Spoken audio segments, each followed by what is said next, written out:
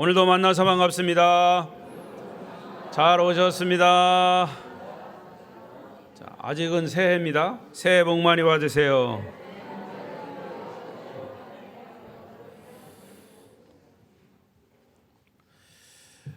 참 세월이 빠릅니다. 오늘도 새해 들어서 벌써 세 번째 주일이고요. 20일이 지났습니다. 새해 세 번째 주일 예배에 참석하신 여러분에게 다시 한번 하나님의 크신 은혜가 함께 하시기를 바랍니다. 그리고 비대면 영상으로 예배하시는 분들 중에도 주의 은혜가 함께 하시기를 바랍니다. 제가 평균적으로 주일날 설교한 후 예배하는 시간을 이렇게 쭉 보고 또 11시에 시작하면 몇 분부터 설교가 시작되고 설교가 몇 분에 끝나고 그리고 광고하고 예배 전체적으로 끝나면 12시, 광고가 조금 길으면 10분, 15분, 어떤 때는 20분까지 그렇게 합니다. 그러니까 평균적으로 우리 예배 시간이 1시간에서 1시간 20분 정도입니다. 그 중에서 설교 시간이 가장 길은데요. 이 설교 시간이 제가 평균적으로 이제 제가 모니터를 해봅니다. 30분 정도예요. 조금 더 길면 40분. 짧은 시간이 아니에요. 그런데 성도들이 이 설교 시간에 얼마만큼 이 말씀을 잘 흡수하는가? 저는 이제 그것을 봅니다. 잘 몰라요. 여러분들 어떻게 흡수하는지 잘 모르지만 그럼에도 불구하고 말씀을 다듬고 또 다듬고 기도하고 그렇게 해서 축약된 말씀이 이제 전달이 되는데 그 말씀을 얼만큼 소화하는가? 여기서 보면 여러분 다 보여요. 말씀을 잘 듣고 있구나. 말씀이 흡수되고 있구나. 말씀이 막 튀어나오고 있구나. 튀어나올 때는 제 등에서 막 식은땀이 흘러요. 어쨌든 빨리 끝내야 되겠다. 그런데 더 길어져요. 그럼에도 불구하고 제가 왜 이렇게 오늘 서론을 길게 얘기하냐면 오늘은 그 어느 때보다도 가장 중요한 그런 말씀이기 때문에 그랬습니다. 제가 작년 중순부터 기도하면서 2024년도에는 어떤 말씀을 내가 준비해야 합니까? 하나님께 물으면서 기도하기를 주신 말씀이 다시 한번 창세기 우리의 기본적인 성경의 가장 기본적인 기초 틀 이것을 이제 말씀하라는 그런 감동을 받고 창세기를 시작했습니다. 그래서 오늘 이제 창세기 3장의 말씀이 이제 계속 이어집니다. 특별히 창세기는 성경의 가장 중심 핵을 이루는 그런 첫 번째 책이에요. 그래서 이 말씀은 너무너무 중요합니다. 물론 신약 성경은 이 창세기를 기초로 해서 기록된 말씀이기 때문에 창세기는 너무나 중요합니다. 지난 시간에 제가 인간의 타락, 인간이 이 아담과 해와가 선악과를 따먹은 얘기를 했습니다. 오늘 말씀 그 이야기가 이어지는 말씀이에요. 그래서 인간 타락의 네 단계 시작. 자, 인간이 타락하게 하는 데 있어서는 이런 네 단계가 거쳐져서 인간이 타락했다. 창세기 그렇게 나옵니다. 오늘 말씀은 그 말씀을 드리려고 합니다. 창세기 3장에 나오는 처음 인간인 아담과 하와가 어떻게 타락했는가? 타락의 전형적인 모습을 이제 나누면서 우리도 너나 할 것 없이 인간이기 때문에 이런 타락의 전철을 밟으면 안 된다. 반면 교사로 삼아야 할 것을 교훈으로 주는 말씀입니다. 창세기 3장 1절에 보면 뱀으로 상징된 사탄의 출현이 됩니다. 그때부터 인간의 타락이 시작이 되는 거예요. 1절 시작. 그런데 뱀은 여호와 하나님이 지으신 들짐승 중에 가장 간교하니라. 뱀이 여자에게 물어 이르되 하나님이 참으로 너희에게 동산 모든 나무의 열매를 먹지 말라 하시더냐. 자, 여기서 중요한 것은 뱀과 또 뱀과 관련된 선악과 나무의 이 문제를 어떻게 해석하느냐에 따라서 인간 타락의 문제를 바르게 해석하는 중요한 열쇠가 되는 겁니다. 만약에 인간 타락의 사건을 그런 게 어디 있어? 우화요. 아니요, 그냥 신화요. 라는 정도의 이야기로 취급해버린다면 인간 타락의 사건의 사실성을 완전히 부인해버리는 겁니다. 그렇게 되면 타락한 인간을 구원하기 위해서 하나님이 독생자 예수를 보내셨다는 것과 그 예수가 죽으셨고 부활하셨다는 것, 이런 구속의 사건의 사실성도 완전히 부인되는 겁니다. 그러면 저와 여러분의 구원도 없고 이 자리에 나와 예배하는 의미도 다 없어지는 겁니다. 따라서 오늘 본문에 나오는 이 뱀도, 사람이 선악과를 따먹은 이 사건도 분명한 사실로 믿는 데서부터 창세기 3장을 접근해야 한다, 그 말입니다. 여러분, 이 뱀은 도대체 어떤 존재일까요? 우리는 요한계시록을 통해서 그 해답을 얻을 수 있습니다. 계시록 12장 9절입니다. 시작. 큰 용이 내쫓기니 옛 뱀 곧 마귀라고도 하고 사탄이라고도 하며 온 천하를 꿰는 자라. 그가 땅으로 내쫓기니 그의 사자들도 그와 함께 내쫓기니라. 여기 뱀의 본래 정체는 뭐냐? 옛 뱀. 계시록에서 말하는 옛 뱀은 창세기 3장에 나오는 그 뱀을 말하는 거예요. 그것을 마귀라고도 하고 사탄이라고도 하며 온 천하를 꿰는 자라, 그렇게 말씀하고 있습니다. 자, 이와 비슷한 내용이 계시록 20장 2절에도 나와요. 시작. 영을 잡으니 곧 옛 뱀이요 마귀요 사탄이라. 잡아서 1000년 동안 결박하여. 사탄의 정체는 뭐예요? 그럼 옛 뱀이에요. 마귀요 사탄입니다. 여기서 옛 뱀은 창세기 3장에 나오는 오늘 본문의 그 뱀이에요. 결국 그 옛 뱀은 사탄인데, 사탄의 최후는 어떻게 되냐? 결박이 돼서 불못에 던져짐으로 그의 존재가 나중에는 다 소멸이 되는 그런 장면을 계시록 20장에서 말씀하고 있는 거죠. 그래서 그냥 단순하게 옛 뱀은 사탄이고 마귀인 것을 우리가 먼저 염두에 두자, 그 말입니다. 바로 그 사탄은 뱀을 이용해서 처음 사람 아담과 해와를 유혹하려고 접근한 겁니다. 이게 창세기 3장을 원문에 보면 그 뱀은 일반 그냥 뱀이 아니고 뱀이라고 하는 단어 앞에 영어 성경에 보면 그 뱀이라고 하는 정관사가 붙어요.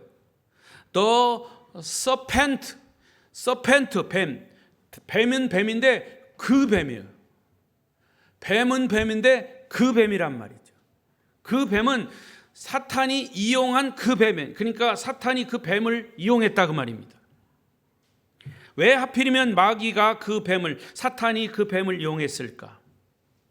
이 뱀도 본래는 하나님이 지으신 피조물 가운데 하나입니다. 여기 말씀대로라면 가장 아름답고 지혜로운 동물이 뱀이에요. 1절에 나와 있잖아요. 여호와 하나님이 지으신 들짐승 중에 뱀이 가장 간교하니라.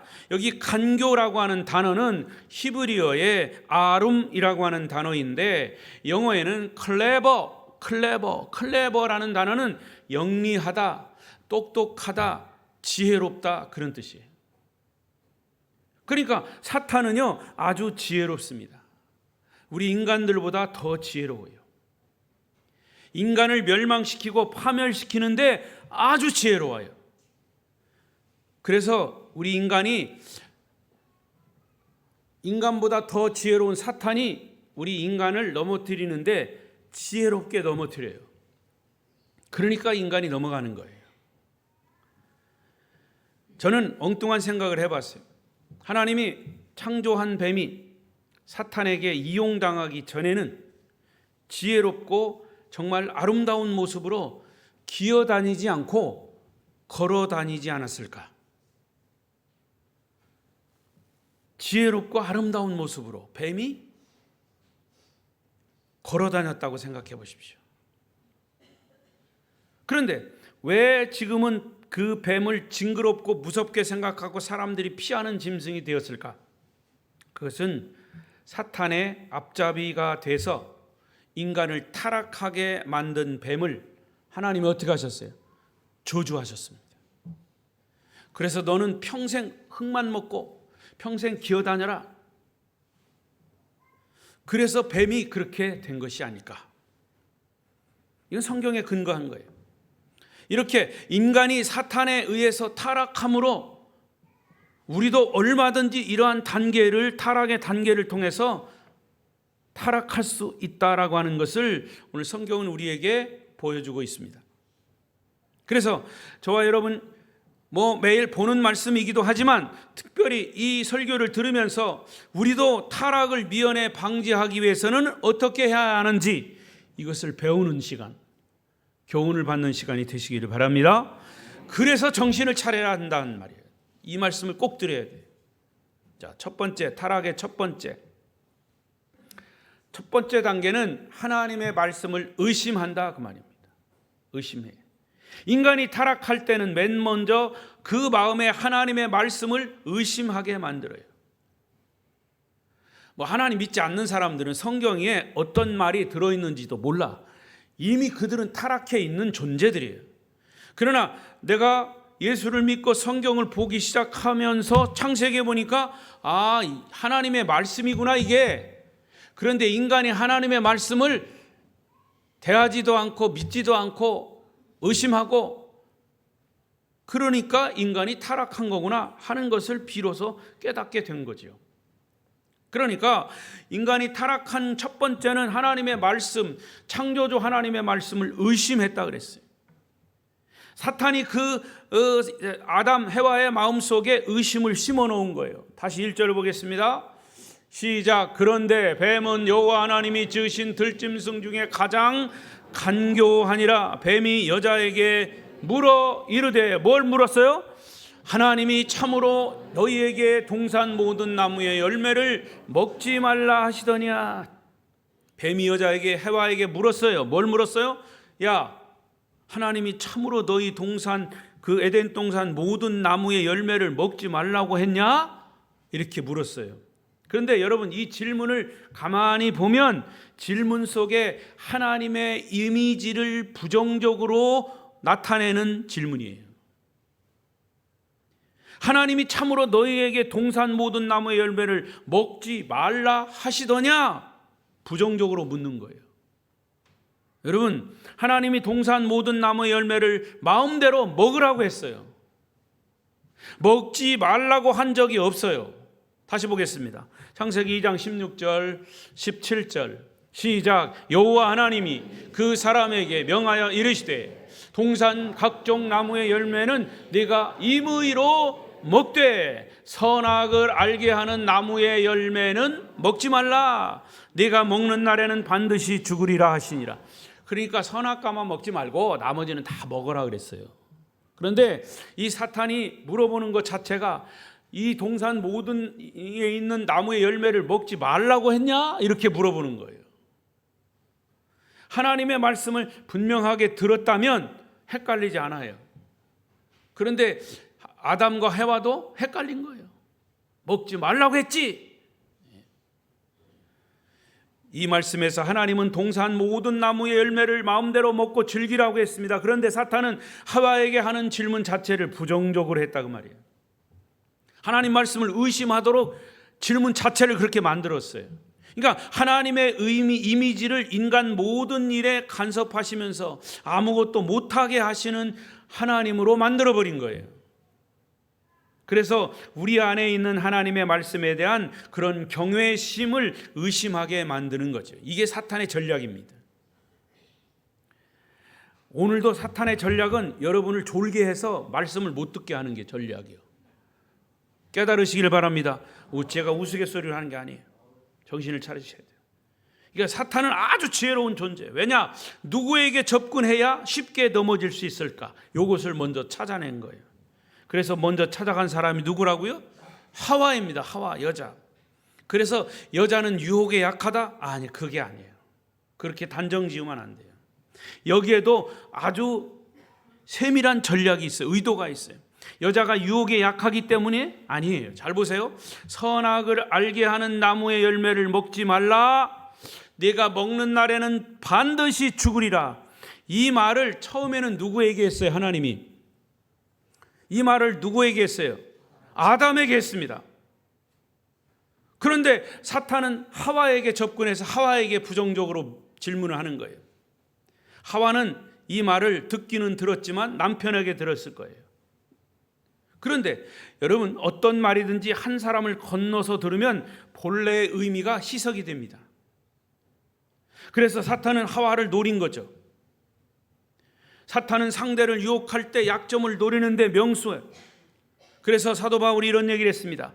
에베소 4장 27절에 보니까 마귀에게 틈을 주지 말라. 사탄에게 잠시 넘어갔던 베드로도 베드로전서 5장 6절에 이렇게 말씀했어요. 베드로전서 5장 6절, 근신하라, 깨어라, 너희 대적 마귀가 우는 사자같이 두루 다니며 삼킬 자를 찾는다 그랬어요. 마귀는 틈을 노리는데 아주 명수입니다. 틈을 노리는데 아주 귀신입니다. 그래서 우리가 약점을 보이는 순간 기가 막히게 그 약점을 노리고 우리에게 접근해 오는 거예요. 결과적으로는 하나님의 말씀을 의심하게 만드는 거예요. 하지만 우리가 하나님의 말씀을 꽉 붙잡고 있는 한 결코 마귀에게 넘어가지도 타락할 수도 없다는 것을 누구보다도 사탄이 잘 알고 있어요. 그래서 말씀을 주긴 주되 부정적으로 줘요. 긍정적으로 주지 않아요. 그래서 우리가 헷갈리게 하는 거예요. 그래서 말씀을 자주 대해야 된다 그 말입니다. 우리가 하나님의 말씀을 떠나지 말아야 할 이유가 거기 있는 거예요. 여러분, 내가 하나님의 말씀을 붙잡고 있으면 후에는 그 말씀이 나를 붙잡아 주십니다. 할렐루야.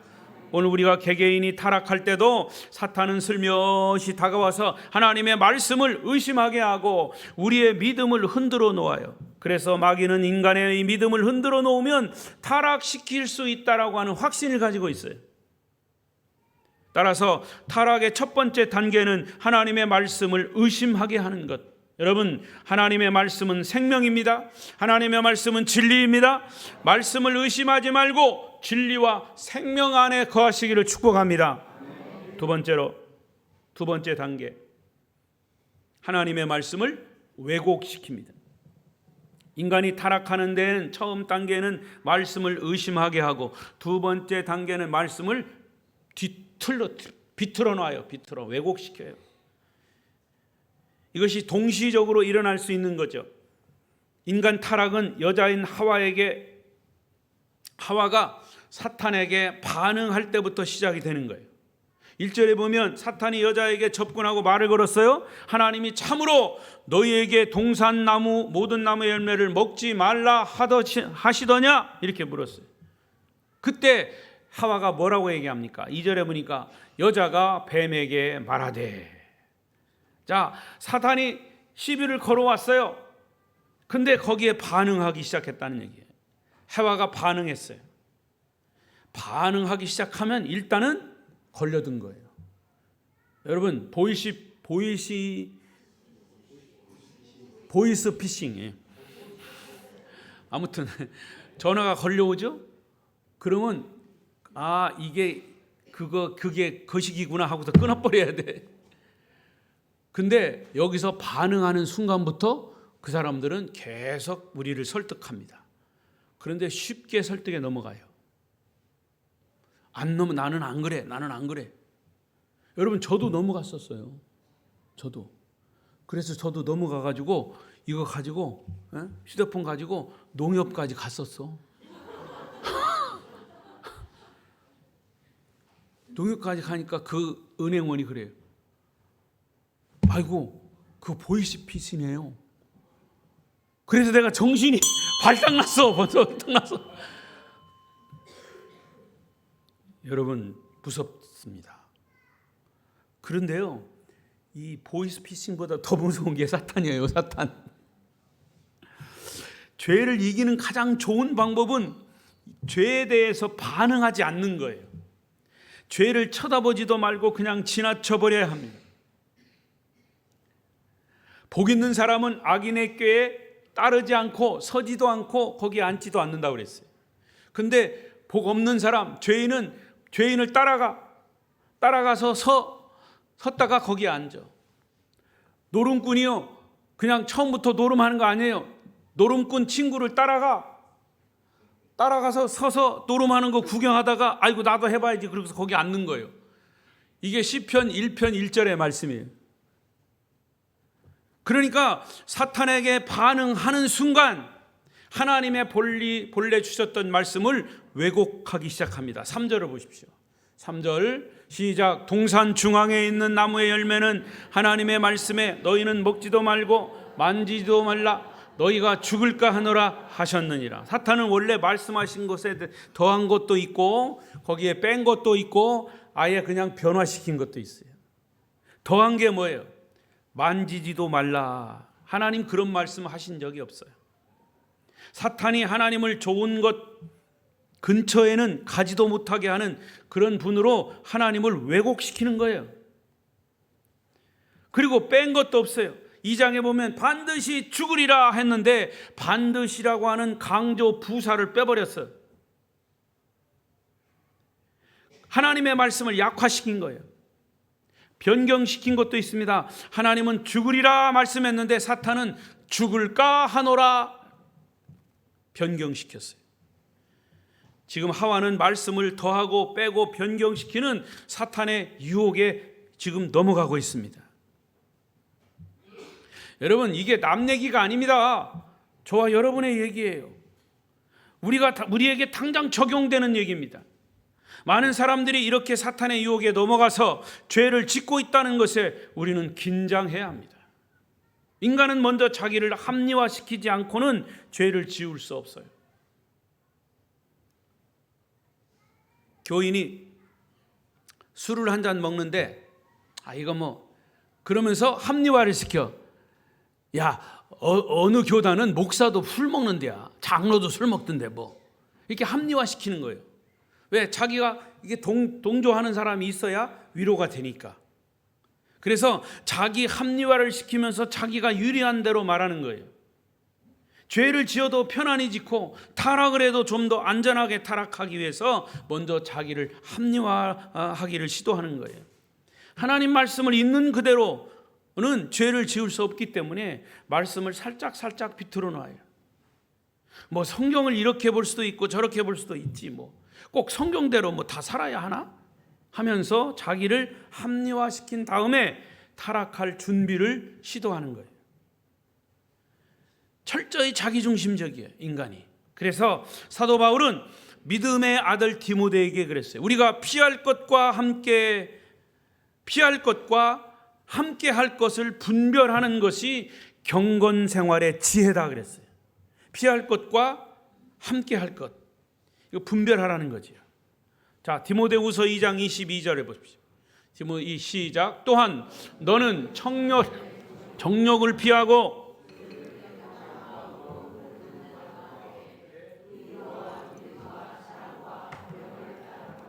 여기 보니까 우리가 의와 믿음과 사랑과 화평을 따르기 위해서는 앞에 강조한 게 있어요. 두 가지. 첫째는 피할 것을 피하라. 청년의 정욕을 피하라.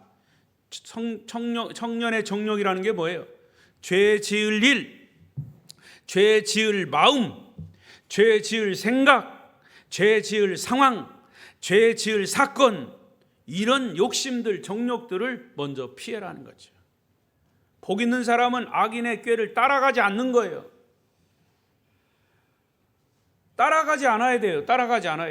따라가니까 문제가 생기는 거예요. 피하라. 두 번째는 함께 하라입니다. 함께 하라. 주를 깨끗한 마음으로 부르는 자들과 함께 하라. 누구와 함께 합니까? 주님을 열심히 섬기는 자들과 함께 하고, 나에게 신앙에 도움을 주는 자들과 함께 하고, 나의 신앙을 일으켜 세울 수 있는 어미 아비와 같은 영적 부모들과 함께 하고, 영적 스승들과 함께하고 영적 리더들과 함께하고 믿음이 좋은 사람들을 친구 삼아서 함께 해야 됩니다.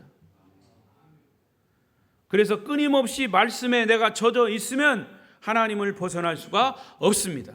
여러분, 사탄은 우리를 타락시키기 위해서 하나님의 말씀을 서서히 떠나게 하고 그 말씀 왜곡시킵니다. 따라서 저와 여러분은 말씀대로 믿고 말씀대로 실천하심으로 믿음의 승리자가 되시기를 바랍니다. 세 번째, 두 번째 단계 지나고 세 번째 단계는 왜곡시킨 그 말씀을 아예 이제는 부인해 버립니다. 창세기 3장 4절 시작. 뱀이 여자에게 이르되 너희가 결코 죽지 아니하리라. 그런데 창세기 2장에서 하나님은 반드시 죽으리라 그랬어요. 반드시, 아주 강조 부사를 넣어서 반드시, 구성경에는 정령 죽으리라 그랬어요. 근데 사탄은 뭐라고 얘기합니까? 결코 죽지 않아. 하나님의 말씀을 부인해 버리는 거예요. 처음에는 하나님이 그렇게 말씀하시더냐라고 부정적으로 믿더니 이제 여자가 반응을 하니까 자기 손에 들어왔다 하고는 파악이 되니까 아주 담대하게 하나님 말씀을 부인해 버리는 거예요. 만약 사탄이 처음부터 부인했다면 야, 너 그 거짓말이야.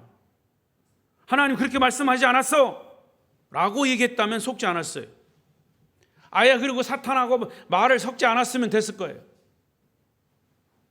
그런데 이제 반응하기 시작하니까 너는 결코 죽지 않아. 대담하게 거짓말로 설득하는 거예요. 요한복음 8장 44절에 예수님이 사탄의 정체를 폭로하시면서 이렇게 말씀했어요. 시작. 너희는 너희 아비 마귀에게서 났으니 너희 아비의 욕심대로 너희도 행하고자 하느니라. 그는 처음부터 살인자요 진리가 그 속에 없으므로 진리에 서지 못하고 거짓을 말할 때마다 제 것으로 말하나니. 그러니까 마귀는 요약하면 거짓말쟁이요 거짓의 아버지다 이렇게 얘기한 거예요. 여러분, 오늘날 사탄은 과학의 이름으로 우리에게 거짓말을 시도합니다. 현대인들은요, 과학이라고 하면 따져보지도 않고 묻지도 않고 그냥 다 믿어요. 진화론이 과학이다. 여러분, 진화론은요 한 번도 과학으로 증명된 일이 없어요. 가설입니다. 그런데 진화론이 과학이다 하니까 그냥 믿어버리는 거예요. 오히려 창조론은 과학으로 증명이 된 게 많아요. 우리는 과학의 힘으로 거짓말을 믿고 철학의 이름으로, 예술의 이름으로, 문화의 이름으로 다 거짓말을 그냥 믿고 있어요. 사탄은 항상 거짓말을 진실로 가장해서 믿도록 만드는 게 이게 사탄의 전략이에요. 어둠의 세력이에요. 그래서 바울은 사탄의 전략을 고린도후서 11장 3절에 이렇게 폭로합니다. 시작. 뱀이 그 간계로 하와를 미혹한 것과 같이 너희 마음이 그리스도를 진실함과 깨끗함에서 떠나 부패할까 두려워하느라. 뱀이 처음에 하와를 유혹했던 것 같이 지금도 변함없이 사탄은 저와 여러분이 예수를 믿으려고 하는 마음에서 떠나도록 자꾸 수단과 방법을 가리지 않고 도전한다 그 말입니다. 그래서 고린도후서 11장 14절에 바울은 이렇게 얘기합니다. 시작. 이것은 이상한 일이 아니니라. 사탄도 자기를 광명의 천사로 가장하나니. 여러분, 사탄이 내가 지금 사탄이다 하고 오는 사탄은 없어요. 그렇게 사탄이다 하고 오면 사탄아 불러가라 이렇게 얘기하죠. 그러면 되는데 사탄은 그렇게 안 해요. 광명의 천사, 빛이 번쩍번쩍 나는 그런 천사로 가장해서 찾아온다 그 말이에요.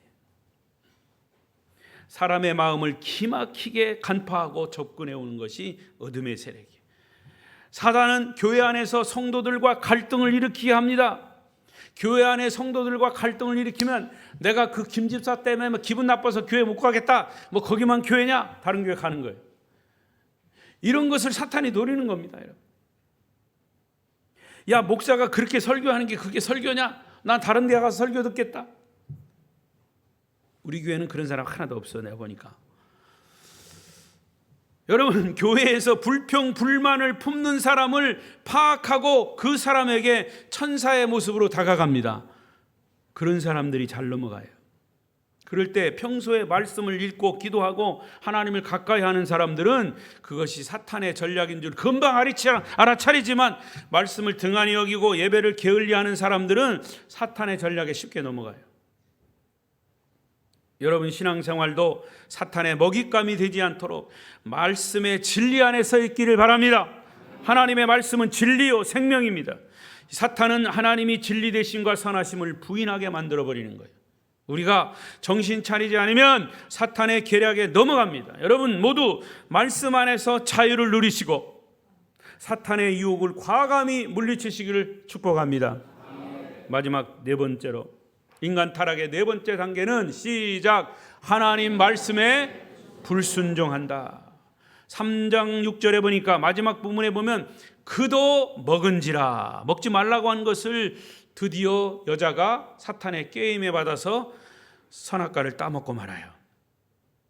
하나님은 따먹지 말라고 그랬어요. 다른 거 다 따먹었대. 선악과는 따먹지 말라 하셨는데 사탄의 유혹을 받아서 여자가 홀딱 따먹은 거예요.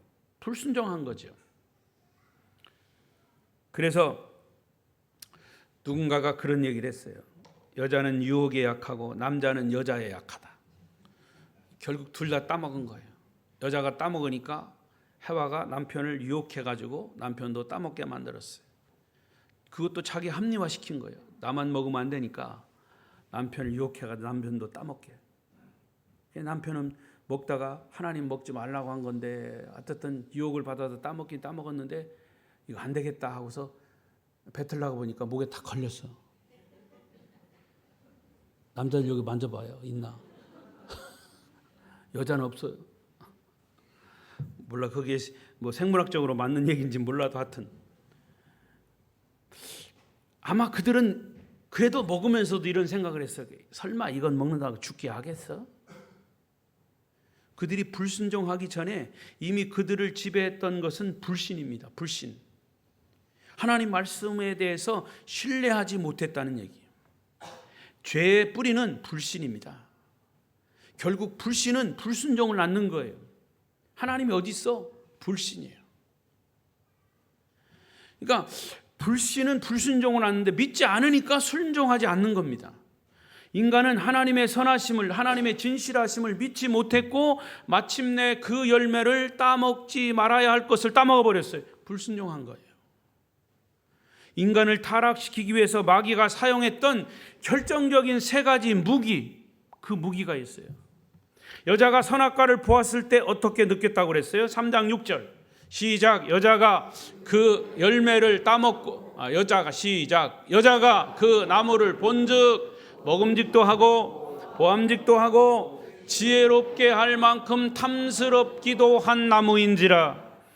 여자가 그 열매를 따먹고 자기와 함께 있는 남편에게도 주매 그도 먹은지라. 거기 보니까 먹음직도 하고 보암직도 하고 지혜롭게 할 만큼 탐스럽기도 했다 그랬어요. 자, 이것이 마귀가 가장 잘 사용하는 세 가지 무기입니다. 지금도 이 세 가지 무기는 마귀가 사용하는 아주 인간이 잘 넘어가는 무기예요. 사도 요한도 요한일서 2장 16절에 말씀했어요. 시작. 이는 세상에 있는 모든 것이 육신의 정욕과 안목의 정욕과 이생의 자랑이니 다 아버지께로부터 온 것이 아니요 세상으로부터 온 것이라. 여기서 세상은 사단이에요. 먹음직도 하고 이것은 육신의 정욕이요, 보암직도 하고 이것은 안목의 정욕이요, 지혜롭게 할 만큼 탐스러운 열매를 따먹으면 하나님같이 될 거야 라고 하는 것은 이생의 자랑이에요. 이것이 사탄이 인간에게 사용하는 세 가지 무기예요. 재미있는 것은요, 처음 아담을 타락하게 만든 사탄의 세 가지 무기에 둘째 아담이신 예수님도 시험 당하셨어요. 40일 금식기도 하신 후에 사탄이 와서 예수님을 시험합니다. 첫 번째 시험, 누가복음 4장 3절 이하에 있어요. 일단 4장 3절 시작. 마귀가 이르되 내가 만일 하나님의 아들이거든 이 돌들에게 명하여 떡이 되게 하라. 배고픈 사람에게 떡은 뭐예요? 육신의 정욕입니다. 배고픈 사람에게 떡을 갖다 디미니까 먹고 싶잖아요. 육신에 대한 정욕에 대한 시험. 또 천하 만국의 모든 영광을 보여주면서 너 나한테 절하면 이거 다 줄게. 안목의 정력이야. 사탄이 예수님에게 시험하는 거예요. 성전 꼭대기에 올라가서 여기서 뛰어내려. 내 발이 땅에 닿기 전에 천사가 내 발을 딱 들어 올리면 너는 유명해져서 자랑거리가 될 거야. 이 생의 자랑. 이 세 가지 예수님에게 사탄이 시험을 합니다. 그런데 이 세 가지 시험을 이기신 예수님의 방법은 동일하게 성경에 기록된 말씀입니다. 우리 역시 사단의 유혹을 물리칠 수 있는 유일한 방법은 하나님의 기록된 말씀이에요. 4장 4절, 누가복음 4장 4절 시작. 예수께서 대답하여 이르시되 기록된 바 사람이 떡으로만 살 것이 아니라 하였느니라. 그 다음 없어요? 보면 예수께서 사람이 떡으로만 살 것이 아니요 하나님의 입으로부터 나오는 말씀으로 살 것이니라. 할렐루야. 예수님은 사탄이 유혹하자 제일 먼저 무엇을 생각하셨냐 하면 기록된 말씀, 신명기에 기록된 말씀을 떠올리셨어요. 기록되었으되, 기록된 바. 첫 번째 시험은 신명기 8장 3절, 두 번째 시험은 신명기 6장 13절, 세 번째 시험은 신명기 6장 16절을 떠올리시면서 동일한 말씀으로 이 사단의 도전 세 가지 이 질문을 다 시험을 물리치셨어요. 사단아 물러가래야. 사단아 물러가라. 하나님의 말씀에 이렇게 기록됐다. 선포하시면서 승리한 줄로 믿습니다. 자, 말씀을 맺겠습니다. 처음 인간의 타락은 하나님의 말씀을 떠나는 데서부터 시작이 됐어요. 우리가 예수 믿다가도 믿지 않고 타락하는 사람들은 하나님의 말씀을 떠나는 거예요. 그러나 우리가 사단의 유혹을 극복하고 인생 삶의 현장에서 승리를 이루기 위해서는 누구나 그때나 지금이나 한 가지로 하나님을 말씀을 붙잡아야 돼요. 그래서 시편 기자는 이렇게 얘기했습니다. 시편 119편 9절 시작. 청년이 무엇으로 그의 행실을 깨끗하게 하리이까? 주의 말씀만 지킬 따름이다. 할렐루야. 내가 말씀을 얼마나 가까이 하느냐, 말씀을 얼마나 묵상하느냐, 말씀을 얼마나 마음에 담고 있느냐에 따라서 우리의 삶 속에 승리가 있냐 실패가 있냐로 결정되어지는 겁니다. 말씀을 얼마나 삶 속에 적용하기 위해서 애쓰느냐 하는 것이 여러분의 삶의 승패와 성공과 실패가 결정이 되는 겁니다. 우리는 하나님의 말씀을 떠나 있으면 언제 어느 때 사단의 유혹에 넘어갈지 몰라요. 말씀을 떠나서는 아무것도 기대할 수가 없어요. 그래서 시편 기자는 또 이렇게 얘기했습니다. 시편 119편 11절 시작. 내가 주께 범죄하지 아니하려 하여 주의 말씀을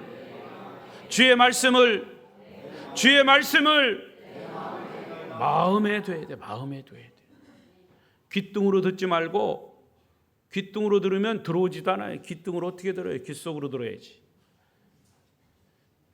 귓속으로 듣고 이리 나가지 않게, 이 귓속으로 들어온 게 어디로 가게? 마음으로 가게. 할렐루야. 여러분, 인간이 타락하는 것은 하나님의 말씀을 떠나는 데서부터 시작되지만 더불어 우리의 삶의 승리는 하나님의 말씀을 붙잡는 데서부터 시작되는 겁니다. 기억하십시오. 여러분이 하나님의 말씀을 붙잡고 살면 그 말씀이 우리를 붙들어 주셔서 세상을 승리하며 살게 될 것입니다. 말씀을 붙들고 인생을 승리하며 사시는 아름다운 교회 성도들이 되시기를 축복합니다. 축복합니다. 기도하겠습니다.